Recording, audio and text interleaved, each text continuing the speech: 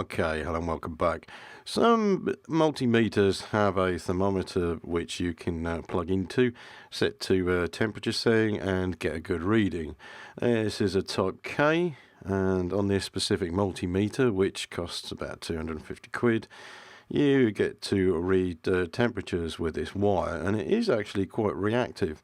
I'll just switch it on, 13 point something degrees, and that will go down to the ambient temperature very quickly, which, well, it's actually night time now and it's getting a bit colder.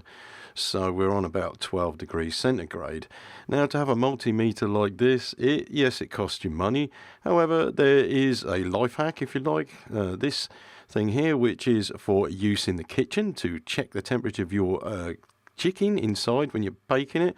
It has alarms and all sorts, whistles and bells, but it is a probe, which is fantastic for us. Here's the probe. I put my hand on it, and of course I'm not cold-blooded, so it should actually go up. And you can see it does. It goes up quite quickly. We're not concerned how minus it goes, but this goes up to 250 degrees centigrade, and you won't see that out of my body. So remember, the ambient temperature of the other one was about 11.7. This is 12.8. It's in the same environment. And fortunately, it's, well, who knows? I'm not sure which is the most accurate. Now, I'll show you the name, which is a Capec, and it's a glow food thermometer if you want to look it up. I got this one from Amazon for about £14. One good use, and I have used this, is to check loom wiring to see if it's actually overheating when you put a larger alternator onto something. So you have your alternator wires in here and put it under load and see what happens. Okay, so these things are actually quite complicated. They're like women. They've got plenty of buttons, and depending which ones you push, you get certain reactions. Now, this has an alarm, it has a light, it also has a timer, and it has a maximum or lower temperature alarm set. So once you know how to use this, you can actually have the alarm go off, say if it goes up to 100 degrees centigrade. The thing is, it's very slow to cool down. You can see this one here, it starts off and suddenly the temperature's going up. Well, it's actually touching my arm, and you can see that is going up very, very quickly. Now, just as a demo, I'll show you that it drops very quickly, whereas our glow food temperature sensor is just slowly dropping. You can see the difference here. It is to do with the sensor. It's because it's wiring. Anyway, we can also use it for cooling. Now, outside at 12.7 or 11.7, depending on which thermometer you have. And yep, you can check your cooling, for instance. Easy to do. What can I say? You can also check the temperature of, say, power steering fluid, or even your engine oils. It's as long as you can push it in there, you can read it.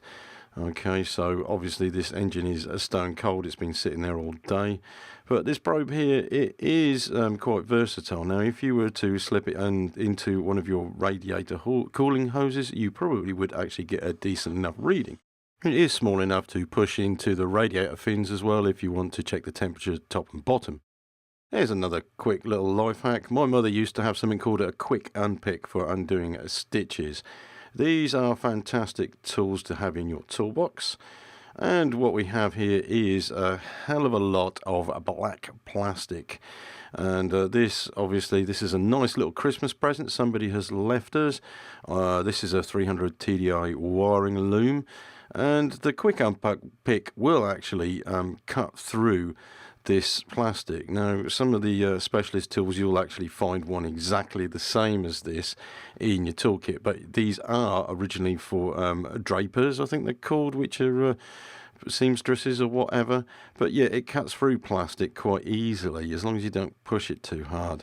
I did actually snap this while I was doing this job, but you can see how I'm doing this, pushing it into the plastic and just slicing through it. Obviously, somebody has been over-enthusiastic with the black plastic here. This PVC tape is a real pain in the backside. But here we go. It will slice through when it's wrapped around wires like this quite easily. So what I found as a surprise, no surprise here, chalky blocks, wiring broken, and loads of bare wiring. Fantastic. Anyway, this is something good to keep in your toolbox.